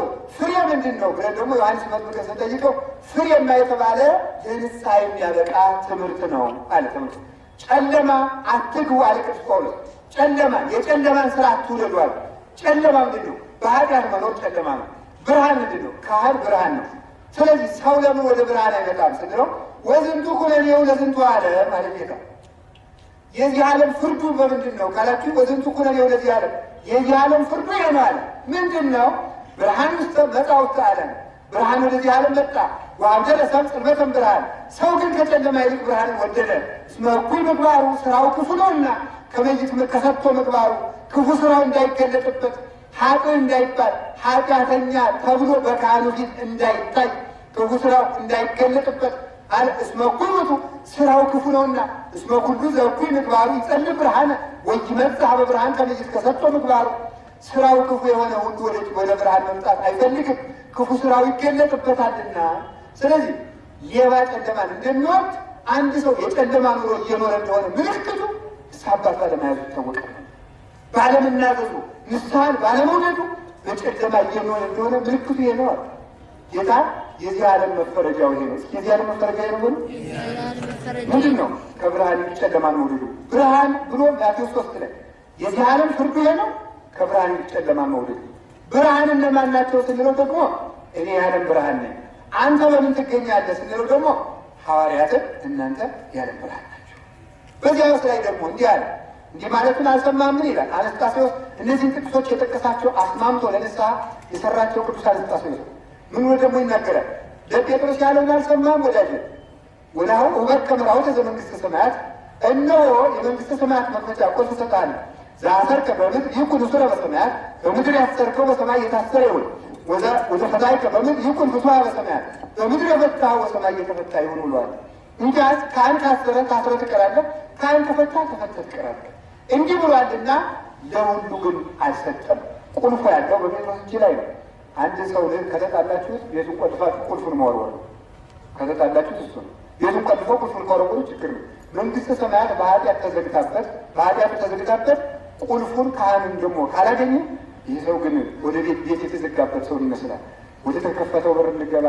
አምላከ ቅዱሳን ይርዳ፣ አምላከ ቅዱሳን ይርዳ። ይኸውም ይታወቅ ዘንድ ኃጢአትን ተናዘዝ ተብሏል። ለዚህ ምልክት የሆነን ዘንድ አለ። ከብሉይ ኪዳን 2 ነጥቦችን አምጥቷል። እሷን ተናግሬ ልጨርስ። ከቃሉ ጋር ናችሁ? ምንድነው የሚለው? በብሉይ ኪዳን ዘመን እንዲህ ይላል። ኦሪት ዘኍልቍ ምዕራፍ 5 ቁጥር 6 ላይ እንዲህ ይላል። ወነበቦ እግዚአብሔር ለሙሴ እመቦ ብእሲ ወብእሲት ዘየገሩ ወዘአበሱ ይላል። ተመልከቱ።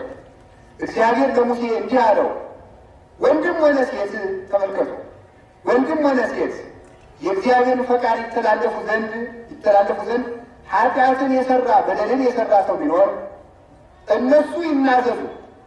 ወለመተሃየት ይእቲ ነፍስ፣ ተመልከቱ፣ ይቺ ነፍስ ግን መናዘዝን ማነው ቸል ብትል ይላል። ተመልከቱ፣ ብትናዘዝ ኑሮ ወደ እግዚአብሔር ታገባው ከነበረው መስዋዕት እጥፍ ታስገባ። ይህንም እምቢ ብትል ግን በድንጋይ ተወግራ ትገደል። ስለዚህ ተመልከቱ፣ ለካህናት ለአሮንና ለሌሎቹ ሊቃነ ካህናት መናዘዝ እንደሚገባ በኦሪት እንዲህ ብሎ ታዟል። ኦሪት ከመሰራቷ በፊት አብርሃም ለመልከጼዴቅ መስዋዕትና አስራት አውጥቷል። በኦሪት ጊዜ ይሄን ሰጥቷል። ይኸው የሚታወቅ ዘንድ ማርያም የአሮን እና የሙሴ እህት ሙሴን አምጣ ነበር አይደለ? በማማቷ ደም ወጣባት። አሁንም ይህንን ደግሞ የታገኛላችሁ ኦሪት ዘኍልቍ ምዕራፍ 12 ቁጥር 15 ላይ ታገኛላችሁ። ምን አደረግ? ይህንን ሐዋርያት ነው የሰሩት። ሐዋርያት በሲኖዶሳቸው ተመልከቱ ምን ብለዋል መሰላችሁ? አንድ ሰው ለካህን ንስሐ ገብቶ ከቤተ ክርስቲያን ተለይቶ ሊያለቅስ ይችላል። ይህ ያህል ዘመን ሳታስቀድስ እንዲህ ያህል ገጹም ለምሳሌ አሁን ፍትሐ ነገሥት የሚለው እንዲሁም አባቶቻችን አሁን በቸርነት እየሰጡ ነው እንጂ ዋርሳ ታውቃላችሁ? ዋርሳ ምንድን ነው? ዋርሳ ምንድን ነው? ለአንድ ሴት ዋርሳዋ ምኗ ነው? የባሏ ወንድም ነው አይደለ? የባሏን ወንድም የቀማች ካለች እሷ 12 ዓመት ቤተክርስቲያን ሳትገባ ታልቅስ ይላል። በዚህ በቅጥሩ እየቆመች መቅደስ ሳትገባ ነው። እንደዚህ ሊሰጥ ይችላል፣ እንዲህ ሊሰጥ ይችላል። ስለዚህ ምን አደረገ ሙሴ? ሙሴን እህቱ ማርያም አማች ስታማው ወደ እግዚአብሔር ለምጽ ወጣባት። እግዚአብሔር ምን አለ? መልሶ ሙሴ ይጸልይልሽ ማለት ሙሴ ይጸልይልሽ ማለቱ ካህን ካልጸለየ ስርየት ስለማይገኝ። ከዚያ በኋላ ምን አደረገ ሙሴና አሮንም ሊቀ ካህናት ስለሆነ ምን አደረገ? ከእስራኤል ውጭ 7 ቀን እንድታለቅስ ተደረገ። ከ7 ቀን በኋላ መለሳል። ይሄ ቀኖና ይባላል። ይህን ያህል ጊዜ ቀኖና ሰጥቻለሁ፣ ከዚህ በኋላ ቅዱስ ሥጋውን ክቡሩን ተቀበል ብሎ ካህን የሚለየው በዚያ ተሰርቷል። በዘመነ ነቢያት ስንመጣ ተመልከቱ። ተአምኖ ዳዊት ተአምኖ ኃጣው እምዳዊት ቋራጤ እና እምናታን ይላል አነስታሲዮስ። ኃጢአትን ማመን ከዳዊት ይቅርታ መስጠት በናታን። እስቲ ኃጢአትን ማመን በዳዊት ነው፣ ይቅርታ መስጠት በማን? በናታን። ነቢዩ ቅዱስ ዳዊት በደል አይደለም፣ የኦሪዮን ሚስት ቀምቷል። እንደምታውቁት መቼስ ሁልጊዜ የሚወቀስበት የኦሪዮን ሚስት ቀማ። በእርግጥ ቅዱስ ዳዊት ብዙ ሴቶችን ያገባ ነበር እና ለምን እንደሚያገባ ታውቁ ነበር አይደል? እንደሚያገባው በእውነት ቅዱስ ዳዊት ግን ዘማዊ ሆነው ግን እነዚያ ሴቶች ሁሉ ሲያገባ ነበር አይደለም። ከአንተ መሲሁ ይወደዳል እንዳለው ስለ ክርስቶስ በቃ እንዲያው አንዲት ሴት ባየ ቁጥር እንዲያው ከዚህች ወደው ይሆኑ ክርስቶስ ከአንተ ዘር ይወደዳል ስለተባለ ለዚህ ነበረ ምን አለ ተዘከሩ ጊዜ ወደ ዳዊት ለኩሉ ይዋቅ አቤት የዳዊትን ምኑን አስብለት አለ ገርነቱ ደግነቴን አስብልኛል እንጂ ዳዊት ዘማዊ ስለነበረ አይደለም። ባይሆን ልጁ ሰሎሞን እሱም እንደዚያ ያለ ሚስቶችን አማብዛቱ እንደዚያ የነበረ ቢሆንም ኋላ ግን ተሳስቶ በዝሙት ብዙ ክፋትን ሰርቷል። የእሱ ውድቀት ነው። ቅዱስ ዳዊት ግን ያለ የነበረው ስለዚያ ነበረ። ግን የወንድ ሚስት ቀማ። የወንድ ሚስት በቀማ ጊዜ አታመንዝርን ተላለፈ። የባልንጀራን ሚስት አትመኝ የሚለውን ተላለፈ። አትዘሙት የሚለውን ተላለፈ። ኋላ ደግሞ ነፍስ አስገደለ። እነዚህ በደሎች በደለ። በዋናነት ሶስቱን ትእዛዛት አፈረሰ። ኋላ ነቢዩ ናታን መጣ። ንጉሥ አቤት፣ በአንተ ግዛት አንድ በግ ያለችው ሰውዬ ነበር። እሺ። አንድ ባለጸጋ 100 በጎች ነበሩት። እሺ። 99 በጎች አሉት። 99 በጎች ያሉት ሰውዬ የድሃውን አንድ በግ ወሰደበት። ምን ትላለህ? አይ ሕያው እግዚአብሔር ምስክሬ ነው፣ ለእኔ በዳዊት ግዛት እንዲህ ያለ ቀማኛ ካለ መሬት ተቆፍሮ አንገቱ ብቻ ተገልጦ በሱ ላይ ከብት ይነዳበት። ምንድን ያለ መሰላችሁ? ንጉሥ ያ ብዙ በጎች ያሉት ሰውዬ እንግዳ ቢመጣበት ነው ያለው። እንግዳ ቢመጣበት ከበላው አብልቶ ከጠጣው አጠጥቶ ያሳደጋትን የድሃውን በግ ወስዶ እንግዳ ሸኘበት። ይህማ እንዲህ ያለ ፍርድ ይገባዋል አለ። ወይ ንጉሥ ፈታይ ከመርሱ ጋር ንጉሥ በራስህ ፈርደሃል። ብዙ በጎች የተባሉ ያሉት ባለጸጋ አንተ ነህ። ብዙ በጎች የተባለ አንተ ብዙ ሴቶች አሉ፣ ብዙ ሚስቶች ነው ያለ። አንድ በግ ያለችው የተባለ ግን ኦሪዮ ነው፣ የሚወዳት ሚስቱ ነበረችው። እንግዳ የተባለ ፈቃደ ሥጋ ነው። ፈቃደ ሥጋ ነው አይደል? እንግዳ ሲመጣ ምንድን ነው የሚደረግ? እንግዳ መጥቷል፣ ቆሎም ስጡኝ፣ እንጀራም አምጡ፣ ቂጣም አምጡ፣ ዶሮም ምረዱ፣ እናንተ መኝታም ስጡኝ። ምንድን ነው የሚደረግ? መታገስ ማለት ሲመታገስ በሉ አቤት ቤታችሁን አውርሱ የሚል እዚህ አካባቢ ችግር አይደለም። ቤቱን ላፍርሰው ካለ ችግር ነው። የሚበላውን የሚጠጣውን ስጡኝ ካለ መስጠት ይገባል። ልውረሳችሁ ካለ ችግር ነው። እንግዳ የተባለ የዝሙት አለ። እንግዳ የተባለ እንዲሁ ሆድ የብላም ሲል መስጠት ነው፣ ችግር የለም መብላት ግን እንደዚህ በጾሙ መብላት አይደለም።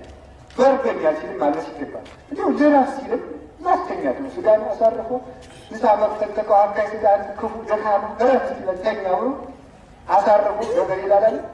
ሲደግሞ ወደኩል የሌት ቀን ግንድ የቀን እብድ የቀን እብድ የሌት ምን ግንድ እግዚአብሔር ሰው እኮ ግንድ እኮ ነው። እግዚአብሔር ጠብቆት ነው ይችላል። ማምላክም እንዲሁ የራሱ የተቋፈረው ጫን እንዲያደርግ ነው። አቅም እንዳለው ሰው እኮ ሲፎክር እኮ እንጂ ወላ ጠቅላይ ሚኒስትር ወላ ምናምን ሚኒስትር ቢባል የሌት ግንድ ነው። ዞሮ ዞሮ ነው እግዚአብሔር እየጠበቀው ነው እንጂ ማለት እግዚአብሔር ግን ሁሉ አስተኛ ያሳድራል። እግዚአብሔር ግን በእንቅልፍ የሚውልልን ውለታ አስዋስቦለት ያውቃል። ሰው እኮ እናትን ጠላ ብታጠጡት አይረሳም። እንዲሁ እባክህ ልጄ አታልቅስ፣ እናትን ተዋት፣ እንዲሁ 100 ሺህ እሰጥሃለሁ ትሉ ዝም አይልም ብሎ አይናቴ ዞሮ ደግሞ ዞር የፈለገ ብታረጉለት ሰው ዝም ሊል ይችል እንዲሁ ጊዜ ይሰጣል ይባል። ሲተኛ ግን ይረሳል።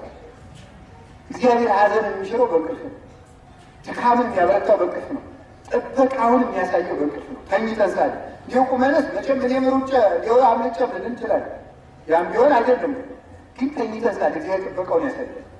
እና ያ እንግዳ ነው እና ሰው ድረስ ሲል ስጋን እንዲሁም ማሳረፍ እስከ 30 ለሊት ለጸሎት ተነስተህ እስከ 30 ደቂቃ ቆመህ ከ30 ደቂቃ ድረስ እንቅልፉ ካለቀቀ እስከ 20 ደቂቃ ድረስ እስከ 30 ደቂቃ ስላላምዳባ እንቅልፉ ካለቀቀ የስጋ ድካሙ አትታገል፣ ትንሽ ኑረሃል ፈተና ይችላል።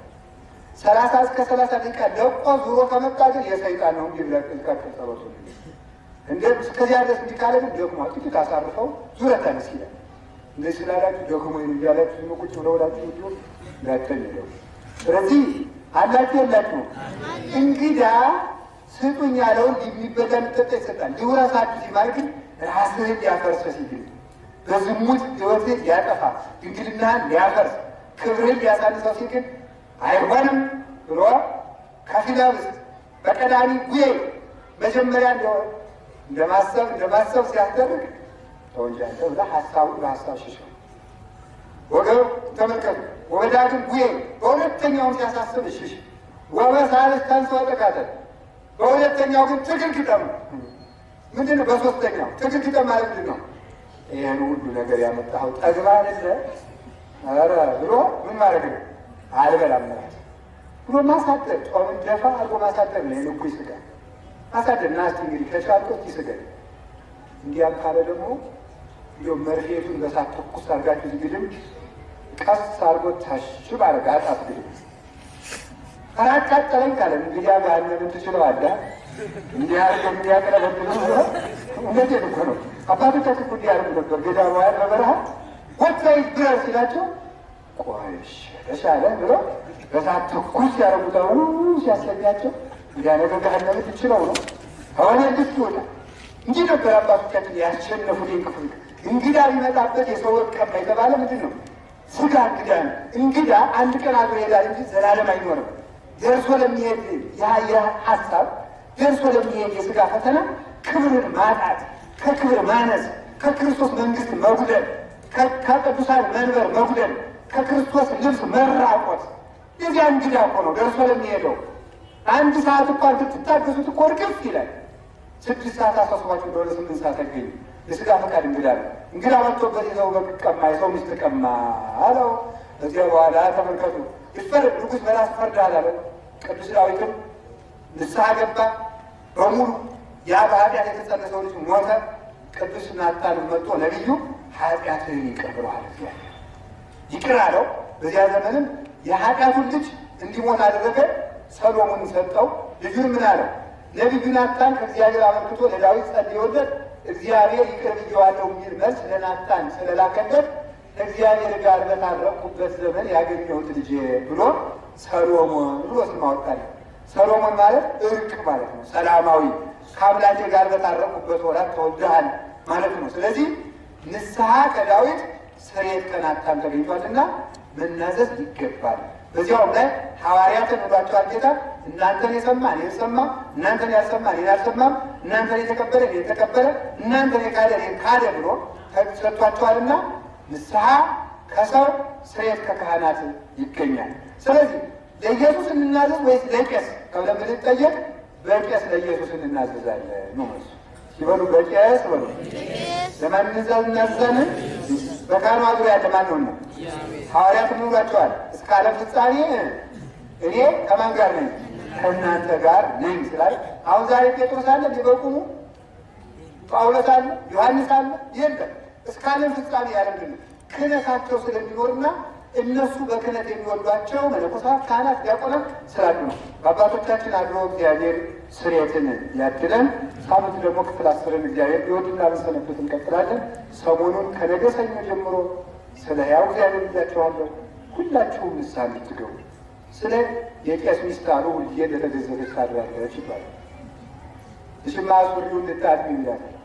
ሳታጥበው ቀረች ምንድን ነው ግዝት ወረ እንደዚህ ከሆነች ቄስ አላገባም ዳሉታሉ ደግሞ ሲል ካላችሁ ነው። ለዚያውም ለቅስናው ሚስትነት የምትሞቁ ካላችሁ ነው። ድንግልና ዋለ ነው ወጉ ለዚያውም እና እንደዚያም ካላችሁ እንግዲህ አስላችሁ የካህን ሚስት ክብሩ ብዙ ስለሆነ መከራው ብዙ እና ማለት እንደሆነ ገብቷችኋል። ነገ ሰኞ ጀምራችሁ ሁላችሁ ንስሐ እንድትገቡ ስለ ሕያው እግዚአብሔር ካልኳችሁ ባልገዝታችሁ ግዝት ነው።